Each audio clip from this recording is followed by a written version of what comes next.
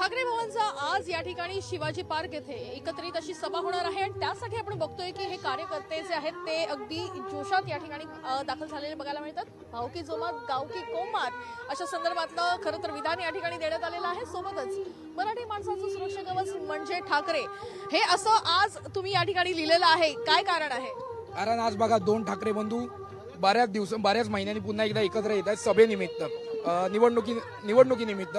ठाकरे बंधू हे नेहमी मराठी माणसाचे लचके तोडू पाहणाऱ्या दुश्मनांच्या उरावर बसण्यासाठी नेहमी मराठी माणसाचं सुरक्षा कवच बनवूनच राहिलेले आहेत। मराठी माणसावर जिथे जिथे अन्याय झालाय तिथे ठाकरे बंधूंनीच आवाज सोडला। ठाकरे बंधूंच्या शिवसैनिकांनीच आणि महाराष्ट्र नवनिर्माणच्या मनसैनिकांनीच त्याविरुद्ध आवाज उठवलाय।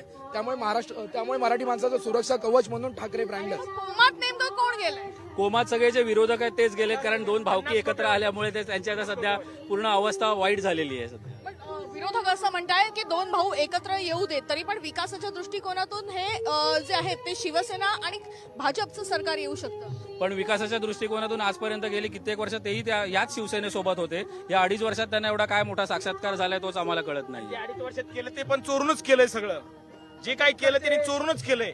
बाकी तुम्ही काही केलं नाही। जी केलं ती 25 वर्षात, तेव्हा पण तुम्ही सत्तेमध्ये होता। मग आता तुम्हाला कुठली बुद्धी सुटली तेवढी की ह्याच्यामध्ये की त्यांनी भ्रष्टाचार केला तुम्ही असं ओरडताय? पण तेव्हा पण होता ना सत्तेमध्ये तुम्ही, तेव्हा सत्तेमध्ये होता तुम्ही, मग तेव्हा तुम्ही त्यांच्यामध्ये होता। मग आता तुम्हाला कुठलं सुचलं हे की त्यांनी भ्रष्टाचार केला म्हणून? केंद्रापासून इथपर्यंत मुंबईपर्यंत सगळे फेकू आहेत, फक्त आणि फक्त आरोप करायचे, बाकी काय नाही। ह्याचे आमदार पळवा, त्याचे नगरसेवक पळवा, बस इतकंच काम आहे। आम्ही जी पोरं वाढवली, जे शिवसैनिकची पोरं आहेत ती पळवण्याचं काम फक्त बीजेपीने केलेलं, बाकी काय नाही। 50 खोके एकदम ओके बस। 29 महापालिकेच्या निवडणुका आहेत, काय वाटतं कोणाची सत्ता येईल? 100% शिवसेना आणि मनसे युतीची, 100% ठाकरे बंधूंचीच सत्ता येणार। 100%।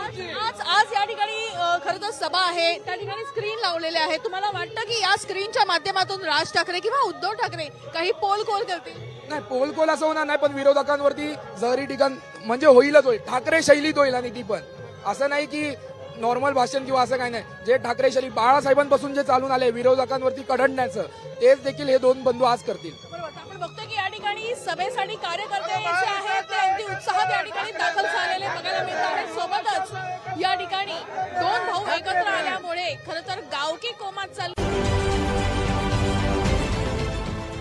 देश विदेशातील प्रत्येक घडामोडींचे लाईव्ह अपडेट मिळवण्यासाठी आता साम टीव्हीच्या सर्व सोशल मीडिया प्लॅटफॉर्मला लाईक, फॉलो आणि सबस्क्राईब करा।